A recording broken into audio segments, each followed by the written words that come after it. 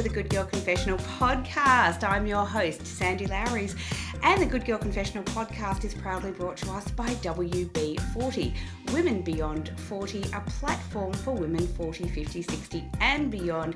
You can check out our magazine and our platform at wb40.com.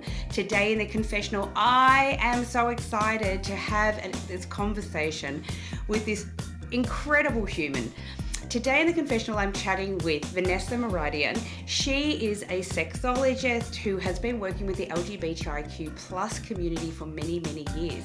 And she's got a fantastic new project. It is a deck of cards called Big Pussy Energy. It is unapologetically out there, helping us to embrace our femme energy and put that out into the universe. There's so much wisdom in these cards. Vanessa is just sex positive. She's a non-gender conforming human, and I'm super excited to chat with her. Please welcome to the confessional, Vanessa. Hi, Vanessa, and welcome to the confessional. How are you? Hi, Sandy. I am as good as can be expected. I'm good. It's a wild world out there, but I'm prepped and feeling strong and alive. So that's good. That's really good, because it is a crazy world out there right now, as we all know, which is why I am super excited to be talking with you today inside of the Good Girl Confessional podcast, because I'm super excited about your new project, because you wear a lot of hats and you're pretty amazing. So obviously you are the founder of Mia Muse, which is a brilliant website, and everybody should jump on. And we will put all of that in the show notes. But you've been working on something pretty fantastic, I think, which is these amazing cards, which this pack is called Big Pussy Energy. Yes. Yes, indeed. And I couldn't think of a better time in the world when we need more and more big pussy energy. So congratulations. Indeed. Thank you. The title, it's fun and powerful and maybe a little gimmicky, but the cards are full of wisdom. I've been working as a sexologist and in sex education for the past 13 years out of Melbourne. So really the cards are about how we harness our big femme energy. Femme being like from the lens of Eastern traditions. If we're looking at yin and yang, mask and femme, Shiva, Shakti, it's all about that polarity and particularly the feminine side of that polarity. And how do we dismantle patriarchy, capitalist systems? Of course, they're great, but we need to bring a lot of what's happening in our world back into balance. And that, for me, is why these cards are so amazing. They are, by the way, incredible, because I've gone through this pack. There is so much wisdom in this, and I think you hit the nail right on the head, because people might look at it and think, oh, is this a game, or is it something, no, it isn't. There's some incredible information in this. So let's take a step back first and find out, I guess, and I'd like to really know how it was that you went down that path to become a sexologist. What led you to that? Great question. It was, my mum passed away when I was 13, and she was diagnosed with ovarian cancer when I was 8, and she was 34.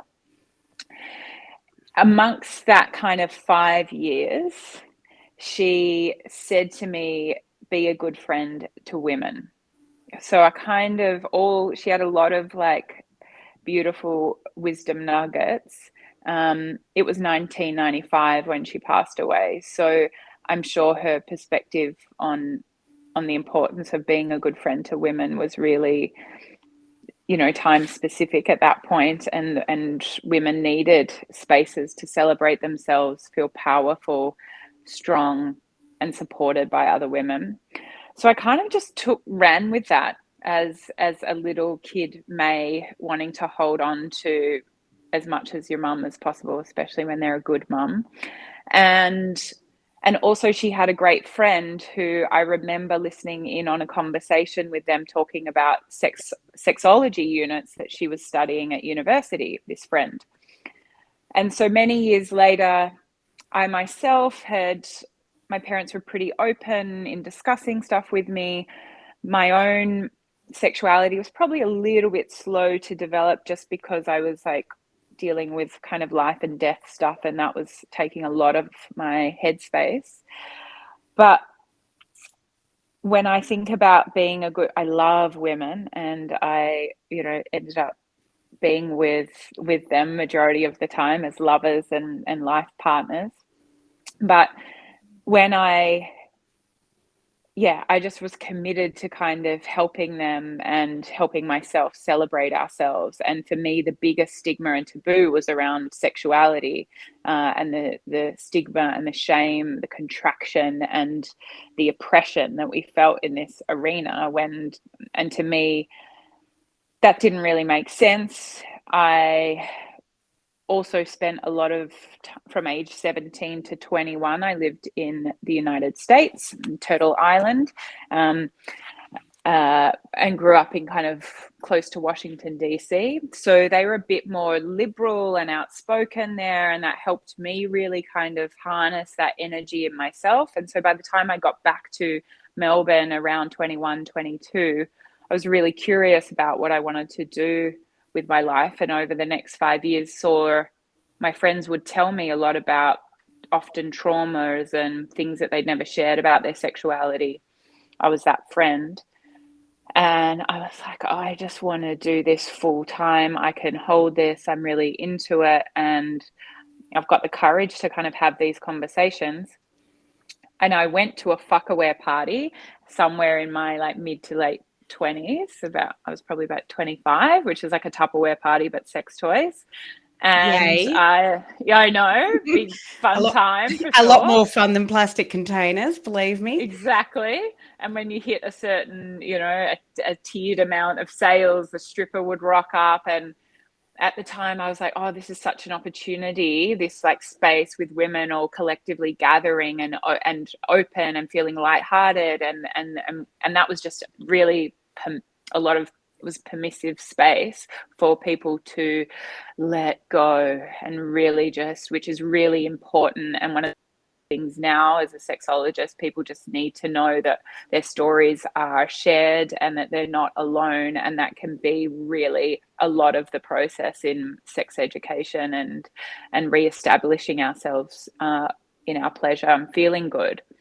So I was like, I'm going to run fuck-aware parties, and I'm going to do it in a way that actually centers education and empowerment.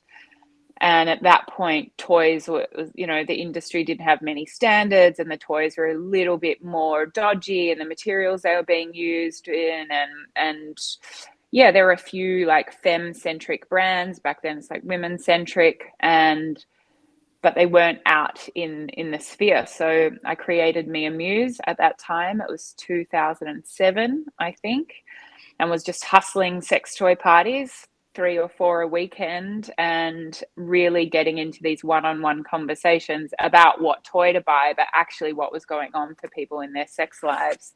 And then I went and did my postgraduate diploma in sexology at Curtin, contacted my mum's friend, said, what did you study? I remember this conversation. Went to uni, did that for a year. Then the yoga, I went and studied yoga as well, because that was amazing for my connection to my body. And I really just loved the spiritual side of that. And I thought that was a beautiful way to kind of bring the two loves and passions of my life together. So I guess I kind of then ran this workshop for 6 or 7 years in Melbourne called Pleasure Weekend. And that was really successful and I think really empowering for community and for me as a sex educator, and to be witnessing these conversations and be in them and seeing really what women needed. And here I am writing big pussy energy cards for a publisher and putting essentially empowerment nuggets. It was really hard to like get 200 words on one card. We were like, this needs to be a book in itself. But essentially what it's all about is there's a lot of knowledge in there, and but they're really digestible ways of kind of tapping into more embodiment, more pleasure, more self-love, and the permissive space that we all need to take up around our pleasure. Wow. Well, what a bloody journey. And Journey, you heard it all. what a journey. Wow. I find you completely mind-blowing. First of all, I want to say, by the way, I'm so sorry to hear that you lost your mum. It's such a pivotal age. There is no good time to lose a parent. But it's a very pivotal age. But what's extraordinary in hearing your story is that you took these beautiful nuggets, as you said, of wisdom from your mum and created a passion and honored her in such an extraordinary way by honoring yourself and honoring so many other women, I know. and human beings, right? Thank you, Sandy. Yeah, and it's, once I realized, it's kind of a big learning to also see that, I think a lot of the work that we all do in the world can come from, I guess, these more wounded places around, which is the healing in itself. But yeah, when I'm yearning for connection to her, essentially through my work in the world, it's quite a big journey in itself. And then, at times I'm being like, am I a sexologist just to make her proud? And shit, this is big work. But of course, no, I've got a Scorpio rising, so it all makes sense really in the stars. But yeah, there is that. I guess I just want to honor that. Yeah, I've been with that conversation around doing it for her, but also doing it for me. And I guess the best thing about being a small business owner and a creative person with privilege is that I can adapt and the work can come with me. And that's just been a really beautiful part of it, that it shifts and evolves. And I guess in saying that, that's also big pussy energy, just being fluid and ever changing. Absolutely, absolutely. And, to be such a dynamic person, like as you say, you're a business owner, you're a sexologist, but you are putting out into the world, as you say, not just these beautiful cards, but they are beautiful, by the way. Thank you. But you're actually putting education out into the world. So when you look at, Mia Muse, through your work as a sexologist, there's a lot of education around that. So I guess for anyone who might be listening who has no idea what a sexologist does or is, can you maybe shed some wisdom on that? For sure. So the definition of sexology is the study of human sexual behavior. So I guess it's kind of looking at why, for me, how I approach it in sexology sessions is kind of looking at the whole life, maybe what inhibits our freedom in our sexuality, which can be our stories from our upbringing, the systems that we've been kind of put into without really consciously choosing them, the oppressive nature of those systems. The patriarchy can be both beautiful and toxic, as we know, as can, I guess, the matriarchy, but we're yet to see kind of the toxic side of the matriarchy. And yeah, like we are cyclical bodies. Women innately are, obviously, as the definition of women becomes more inclusive and more wonderfully celebrated, that not all women have cycles. But I really love the idea that, that putting a cyclical body into a linear system, a system that demands that we show up from 9 to 7 p.m. every day in the same way, produce the same amount of work, and then come home and do it all, whatever's going on at home, and then do the same thing again the next day. That doesn't suit a body that is, for 2 weeks of the month introverted, hormonally introverted, and then 2 weeks of that month hormonally extroverted and very seasonal, you know, like the moon, like the seasons. And so I kind of think I think that's what big pussy energy is about as well for me, is like, how do we harness the power of women and femmes and the cycle and use that to heal our bodies, heal our experiences of the body. You know, when we look at things like endometriosis and endo and all these, and even my mum, like ovarian cancer, it's like all these illnesses of the womb are very, we don't know why they happen. We just treat the symptoms in the West. But when we look at, you know, the lineages and the ancestral path of how we've been putting women into this system and these bodies, it makes sense that we, you know, to force someone to get the job done when they're actually shedding their uterine lining. And, you know, even the advertising growing up of like, put the tampon in and get on with it. It's like, no, actually, let's maybe free bleed and rest for 2 days and see what comes up for us.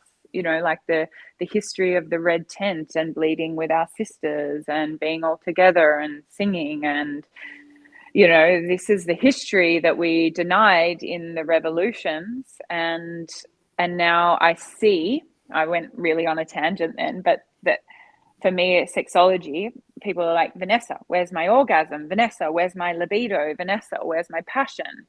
And if we look at our lives more broadly, we can see where we've lost connection with our passions and our life force, libido, and that we can really heal that, you know, by looking at how we show up in the day-to-day. I'm just going to come back fully to your question, Sandy, if that's all right. Listen, I'm completely immersed in this. I'm finding this absolutely fascinating. So I'm actually okay when you go off in trajectories because I think it's fabulous. Okay, great. but essentially sexology is, you know, people are like, why can't I feel more pleasure? And for me, it's really obvious why we all have trouble feeling pleasure, and feeling safety and safe in our bodies. And a lot of our pleasure or orgasmic pleasure is about the body. And for me, I say that's the most pleasure, like embodied pleasurable experience you can feel. And yet, when was the last time you felt pleasure outside of that in your body? And do you even know what laughter feels like in your body? Do you know what feeling alive feels like? Most of us only connect with our bodies when they're in pain. It's like, oh, that stitch, oh, that shooting pain in my uterus, my period must be coming. I just stubbed my toe.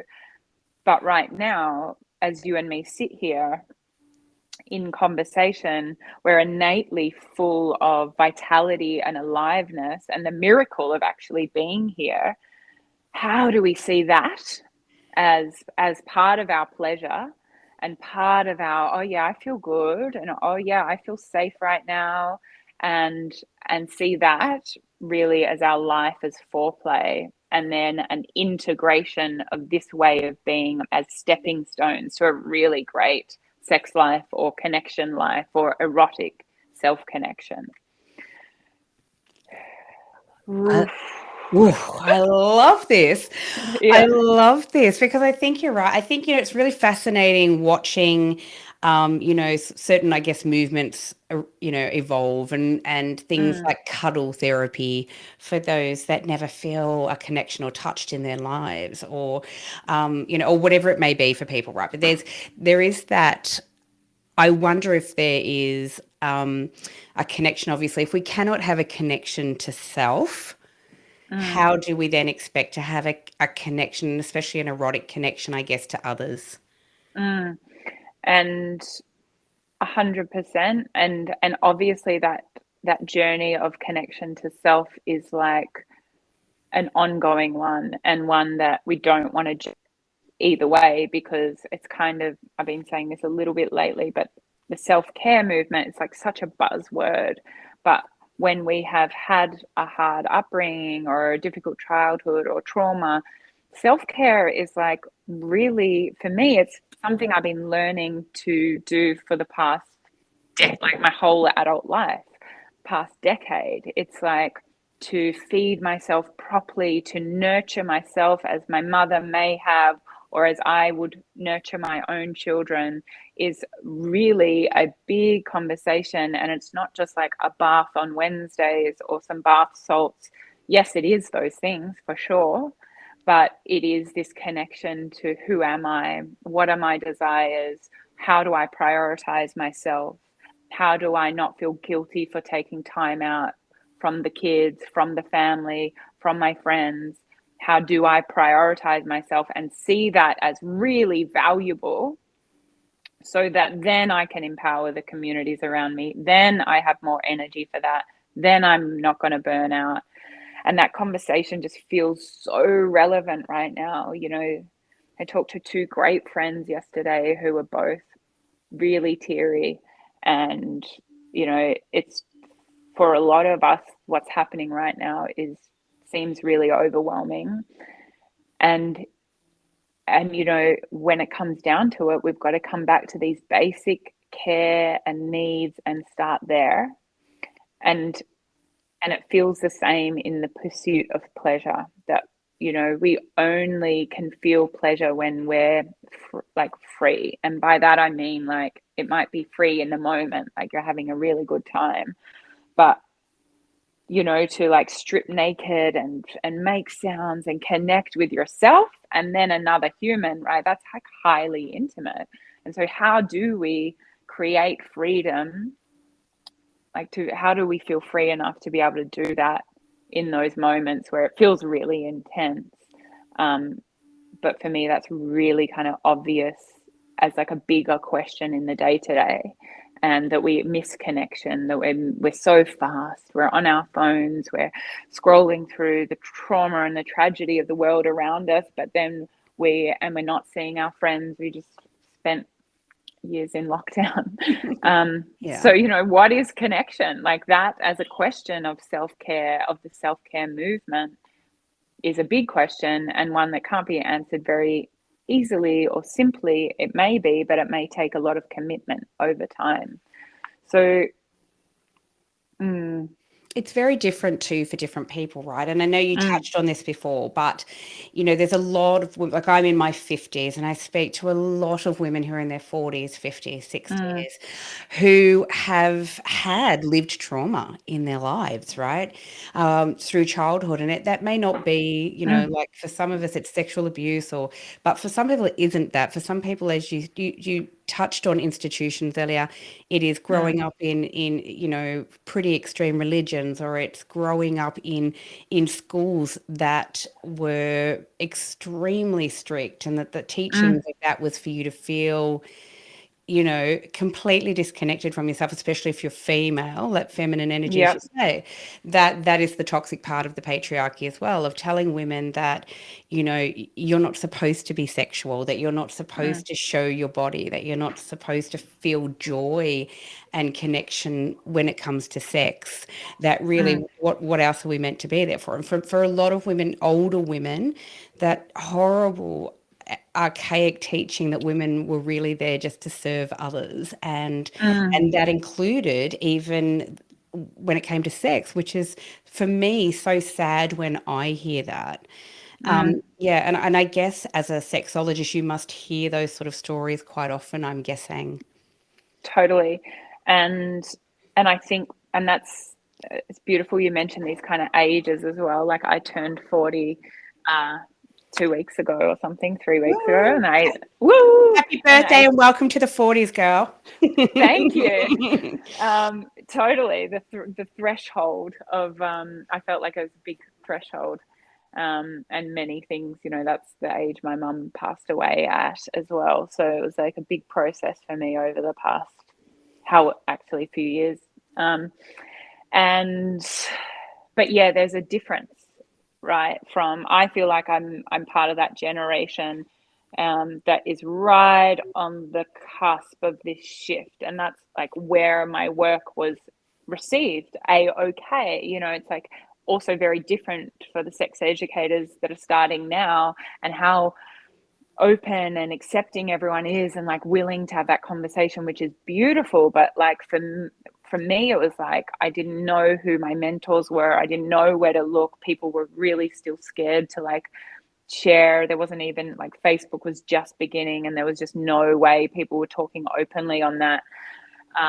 But yeah, I'm kind of that generation probably that is coming right after, not that generation, but those few years right after you, that yeah, we didn't get the sex education at all. Not that some of the kids, like I was talking to a client who's 25 today, and she got no sex education still. Wow. And she was What? like, it was 2012 and I was year 10, and they still wouldn't talk. It was Catholic school. They still wouldn't talk about contraception. That was just contraception, let alone pleasure. But yeah, you know, womanhood for me and for you and the generations that came before, it was, yeah, about serving the man. Sexuality was about the male gaze, how we, you know, it's like, don't be a slut, but be a slut when I want you to be good at this, and or look like this when I say. And safety, you know, the Me Too movement, which was what, 5 years ago, Yeah. maybe 4 Yeah. years ago, Yeah. really shifted this conversation societally. But yeah, that was only 5 years ago. You know, it was so, and that's why these sex toy parties were kind of revolutionary. Like, it was like, we're getting together and we're going to, like, under the guise of like, yeah, we all need a vibrator, and like, maybe I need to get the cock ring because I don't know if my husband's going to be fine with me getting a vibrator for me, so I'll get something for us. And yeah, now those conversations still kind of are happening, but there's a whole lot more permission, and you can kind of see everywhere on social media how that's not really acceptable, which is like awesome.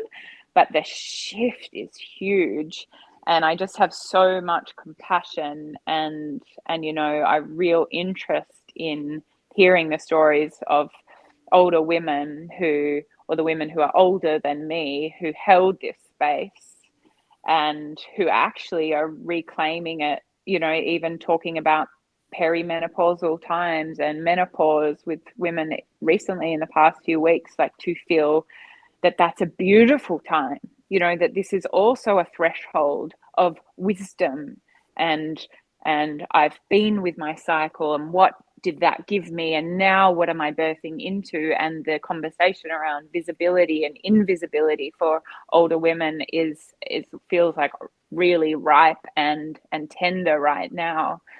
But I'm just so with you, and it's just amazing, these like little, the differences in our ages and how much change has occurred in so much time, but also the oppression that we all still experience. It's like, it's quite the paradox, as it all is like, there seems like huge differences, but also we're still all very much aligned in this liberation. Yeah, I agree. And I find it really interesting. So my platform, Women Beyond 40, is we shout about menopause and perimenopause from the rooftops, right? We shout Yeah, it fuck yeah. because no one was fucking telling me about it before I had it. I had it. You don't have it. You go through it. You know, it's biological. We feel it. You know, but no one was. And I find it really fascinating. My mother was a proud, disabled, fierce little feminist who talked about sex and was really open about everything when I was growing up. I remember being really, like, as a young teenager, really like embarrassed at times, Vanessa, because she was so out there. You know, many years later, I would realize what a bloody gift that was. Really, that there was nothing taboo in my house that couldn't be talked about, which is incredible. Yeah. That my mum, you know, was great friends with people in the LGBTIQ plus community, that just a range of people, right? And I Yeah. feel blessed that I grew up in that and saw that, and that was around us, and that was normality, as it should be, right? Yeah, As it should be. for But sure. what really interesting to me was clearly she went through menopause. I'm pretty sure she would have, as people do. And it was never discussed. It was the one thing that she Mm, never discussed. And a really close friend of hers said to me later, oh, she breezed through. She was just fine. The rest of us were like dying and trying not to talk about this. And I said, why was everyone not talking about this? mm, It's like, much like, having your period, much like going through puberty, this is just another thing that women are oppressed about, and we mm, shouldn't be. It is a celebration of what's going on in our bodies, but mm, everything is changing radically at that time, mm, including how you feel about yourself sexually, how you feel about yourself as a sexual being. And by mm, not talking about those things, it's just a further oppression, I feel, mm. of humans who go through it. 100%. And yeah, I'm so curious about that.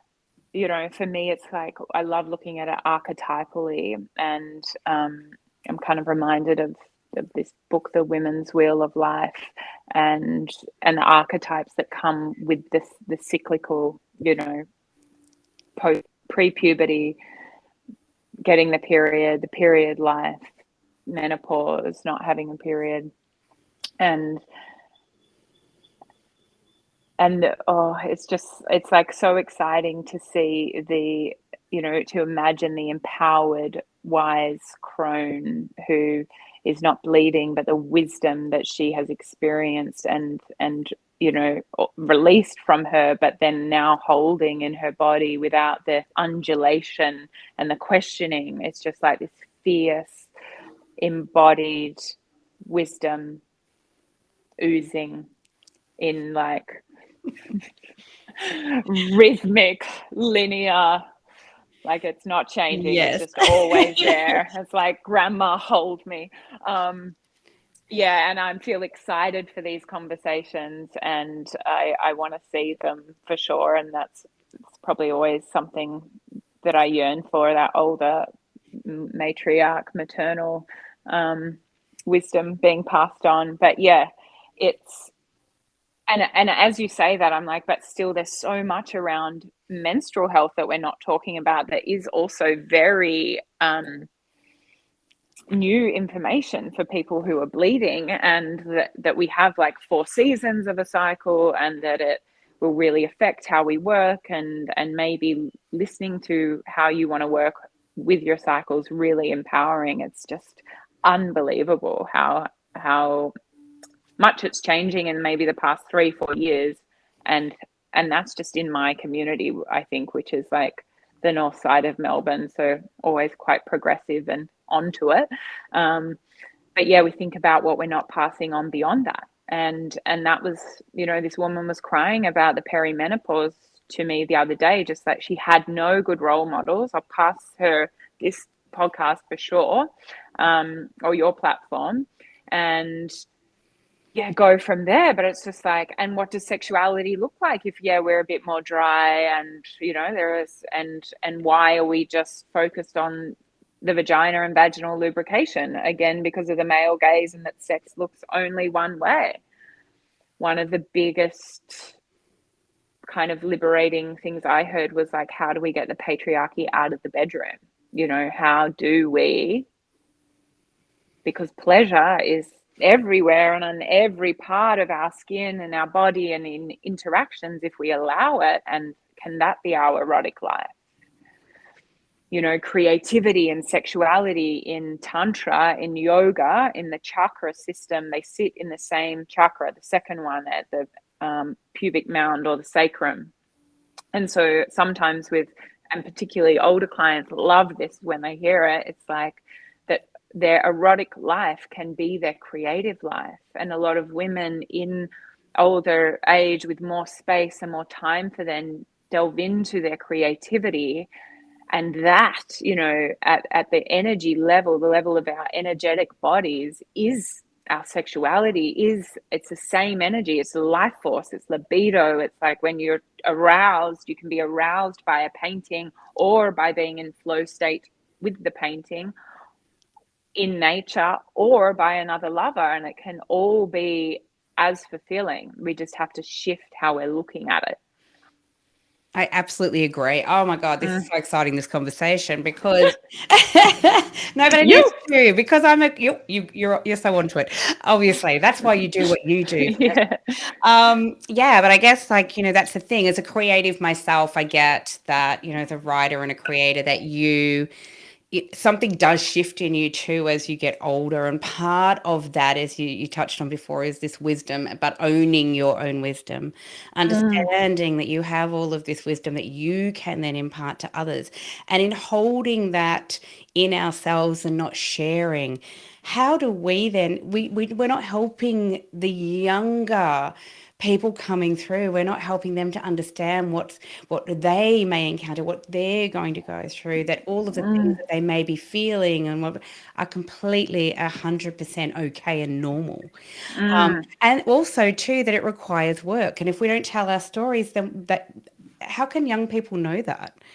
You know, Totally. how can they know that that life is an ongoing journey, that we Mm. continue this evolution of self and who we are, right? Mm. Yeah, totally. And that, it's like I feel like every time when I hit 30, someone was like, 40s are the new 30s. And I was hearing recently how 50s are the new 40s. Yes, okay. But like, what is that conversation? Like, yes, great.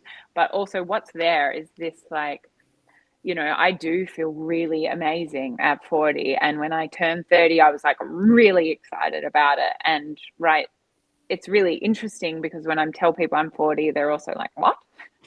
um, and I feel I'm really, the conversation about aging and seeing, like as I go here, we get to actually see my grays that don't come out if my hair's down. But, I feel like this, I want to see it happening and I want to have these conversations and I want to hear this story. And this is like what we are reclaiming right now, even by being here. And that, yeah, we are at this time where, yeah, women and aging is a big conversation and we need more visibility around it. And the younger women want to see that and they want to see women older in their power. And also, I like want to also honor that there's a lot of healing for us in these age groups, even around my queerness. Growing up, queer was not a safe word. It was like a word that was derogatory and, it wasn't even an option for me. So now just in the past few years, how queer has become a power word and like fully empowering and really interesting to explore.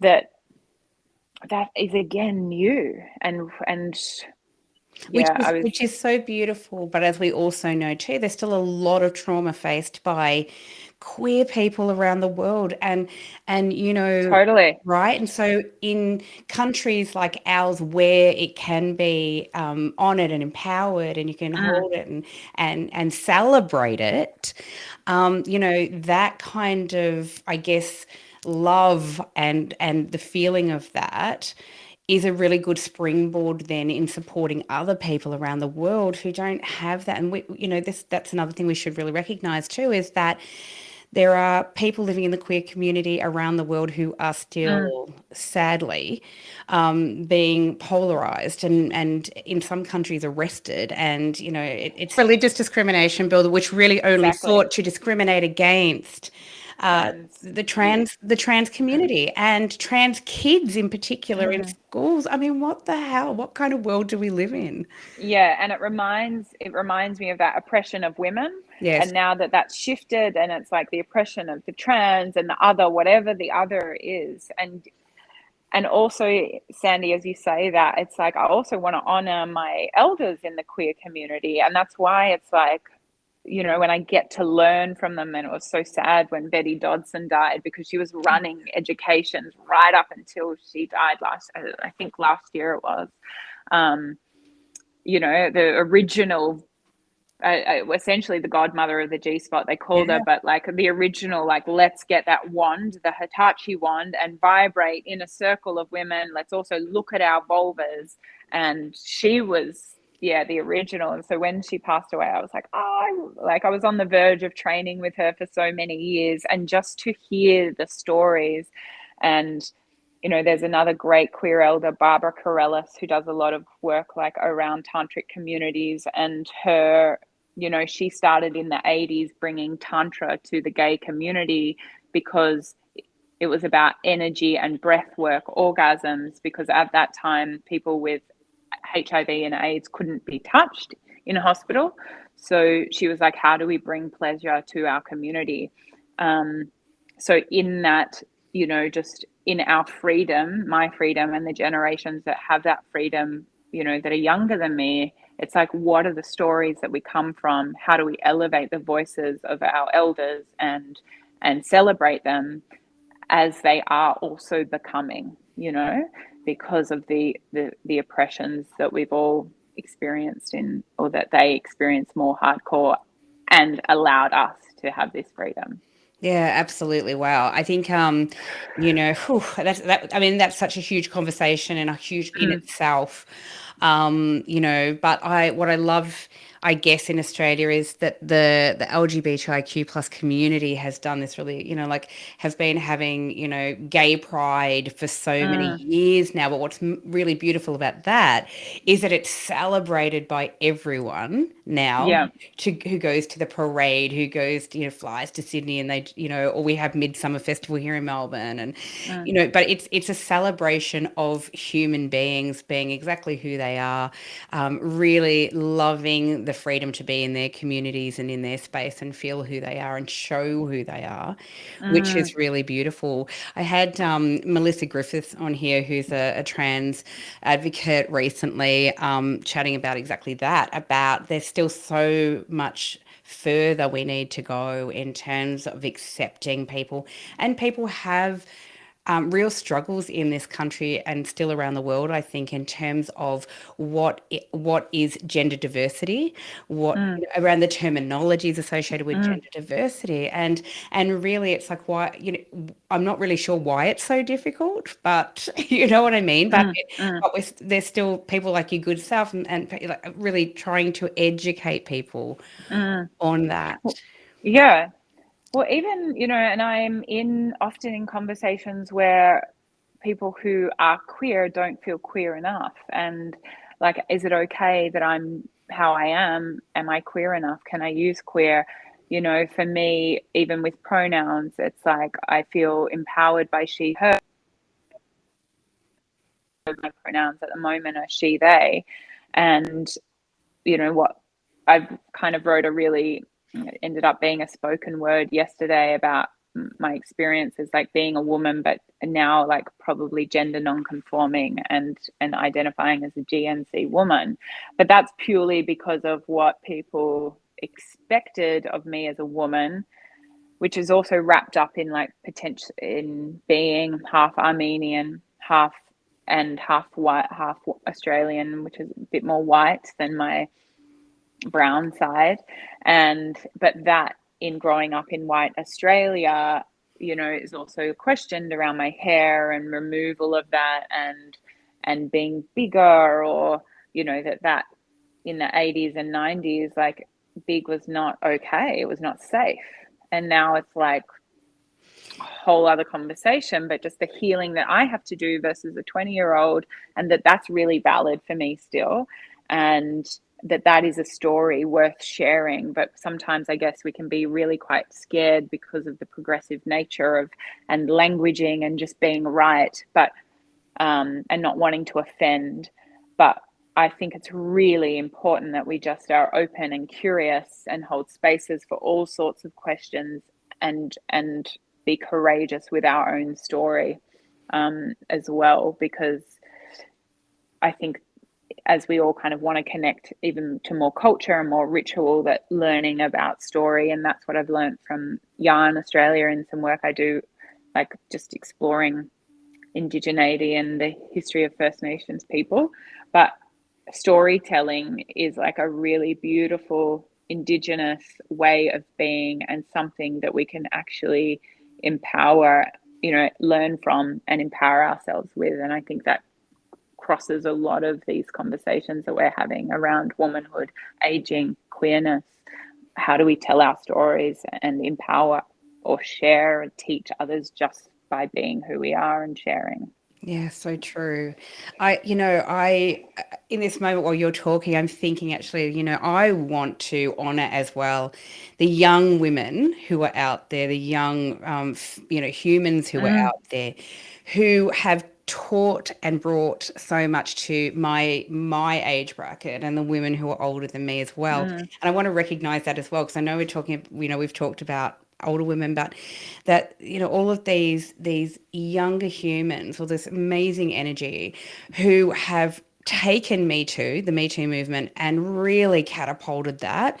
mm, The extraordinary strength of women, obviously, who are in the media, like Grace Tame, like Brittany Higgins, mm, who are incredibly brave to mm, be telling their story consistently again and again, even while they're still getting knocked about, by the powers that be, mm, rich white men in suits, mm. trying to cling to that power, but also to all of these amazing young women who are out there advocating for body positivity, because Yeah. I love that. Obviously, I am a curvy woman. I love myself just as I am, and I'm lucky, but Mm, I'm okay with it, right? I just yeah. but there's a lot of people who are not, and I really celebrate all of these incredible young women, designers, influencers who, Mm, people often like don't give enough credence to those women and that movement and what is happening. But mm, I, for one, celebrate them and think, thank goodness there are people out there saying you can be sexy and, erotic and wanted and mm, desirable at any mm. weight, regardless of whether Totally. you're thin or whether you're curvy or whatever it may be, right? Yeah. And even that reclaiming of fat as a word, it's Yes. like, I definitely have identified as fat in my life, like not at the weight I am now, but I've been 20, 25 kilos heavier than this. And definitely in like my hectic grieving times of like 17 to 20. And but I love that. I love when it's this like word fat. It's like fat's not a dirty word. It's like, why are we all like, you know, or not all, but some people avoiding it, or can we reclaim it? And yeah, I'm fat. And, this like movement, it's so empowering. And yeah, I give a shout out as well to that. And I love, yeah, it's so different from the 90s or the era of like Kate Moss chic and, nothing's as good, nothing tastes as good as skinny feels. And that, Right? yeah, Yeah. The the constant amount just body shaming. There was so much. body shaming. I was a, teenager in high school in the 80s and then clubbing in the 80s, and there was so much body shaming around it. Mm, But mm, the really fascinating thing to me is when I talk to a lot of women, because I've been really thin as well, and I've been yeah, fat, and I like myself all the way through. It's really interesting. yeah, But a lot of people don't. And part of that mm, was that the word fat gets used often as, to dehumanize someone. Oh, you fat bitch, or you mm, know what I mean? mm. That became a dirty word. It became like, Slur. Yeah. right, a slur. Mm, But fat is just fat. Thin is just thin, yeah, right? That's how yeah. I look at it. Um, And it's the same like with thin. It's I've had a good few clients who just like that thin is up for being judged and talked about. That thin bodies can also like hear it. Like, oh, whatever the comments are, it's just been a beautiful, I've just held it and been with that relationship with thin women as well, that just think their body's up for discussion, that people can say things on the other hand, and maybe it's not so easy for them, or maybe, it's like just the conversation around other people's bodies is, and talking about them is something that we really need to drop and shift. 100%. And Yeah. the other thing I feel we need to really drop as well is this whole idea of slut shaming. For Mm, God's mm, sake, I don't, you know, and I love that there's a lot of like younger people as well, really reclaiming that as well and holding mm. it and saying, you know, I'm a slut and I love it, and they use it as a word of empowerment. Um, Yeah. I mean, I don't really care about the name, like slut, whatever. But I do think it's what, this conversation is still going on. My mum was, fighting for women's rights in the 70s, and we're Mm. still having this conversation Oh my that God. everyone's allowed to judge a woman. If she doesn't have enough sex, she's a prude. If she has too much sex, she's a slut. If she, whatever. It just drives me to despair, this Yeah. constant slut shaming. And the worst part of that for me, or the most toxic part of that, is when women do it to other women, Mm. because we are part of a sisterhood who should be embracing and accepting that we are all so different and we all bring Yeah. something beautiful to the world, right? And that's where, and that reminds me that where the conversation, where labeling, like even big pussy energy, it's not just about women, it's about the energy of Energy. the loving matriarch, or the sassy power mama, or its energy, and that it transcends gender or sex expression, because that toxicity of like women not supporting other women is toxicity. It's like toxic mass, toxic femme, however you want to look at it, whether it's emotional or physical. That's probably the like difference in that discussion. But all this internalized patriarchy, this internalized homophobia, this internalized body shaming that transcends gender and your expression, and that we all are victims, survivors of these systems that have oppressed all of us. That yes, as a woman, these cards might speak to you because of their emotionality and fluidity, but also male bodies doing them, all bodies doing them. There is benefit to that softness, that compassion, that fluidity, that empathy, that flexibility, intuitive nature that we all need access to. There's a spectrum of how we might identify and how much we need certain parts of those qualities, but really it's just like beyond gender. And I think so that, like, you've reminded me of that conversation there. Yes, you can have a physical pussy, but you can also have an energetic pussy, and you can birth all sorts of things, like regardless of your anatomy. And I love queering that lens, for sure, queering that conversation. Oh, I love that you did. Mm. It's great. you, you are such a delight to talk to. You really are. I just love chatting with you, Vanessa. You are. Thanks, I Sandy. feel like we could be talking for 4 hours and there'd still be so much to talk about. That's the best For part. sure. I want to come to a dinner party with you and your mum and hear all the stories of Oh, back in the yeah. day. Sadly, my mum has passed. I lost mum. Oh, I know, when? but it's really interesting, and that's a whole other conversation about mother-daughter relationships, I think, and and how we are connected to self through that. So, yeah, but Yeah. I would love to have you come to a dinner party with some friends, and I'll tell Mm, you a whole lot of stories, Vanessa. for sure. The story sharing. I cannot thank you enough for your time. I know that you're a really busy person at the moment, and I really want to shout out to Big Pussy Energy because, yes, well done you.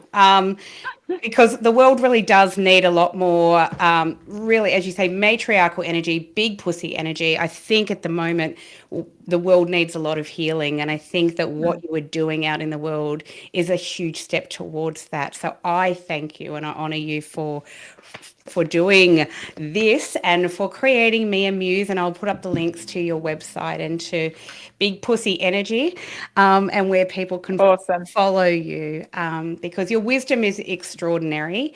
I think, Mm. yeah. And I imagine that, wow, I look at you and I think you're only 40. So imagine what will come. It's so exciting.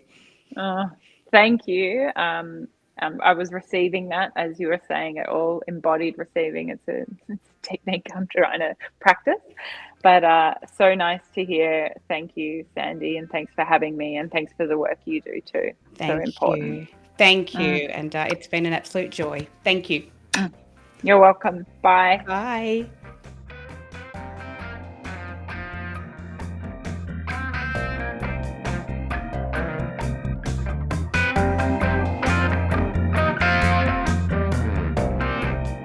Thanks for listening to the Good Girl Confessional podcast. The Good Girl Confessional podcast is brought to you by WB40, Women Beyond 40 magazine. Available now at WB40.com. The Good Girl Confessional podcast is available on Apple Podcasts, Spotify, and wherever you listen to quality podcasts. We're also now available on YouTube. We chat with really interesting women about their hard-won wisdom, but it really helps us if you can subscribe, like, and share the podcast. Thanks so much for your support. Bye for now.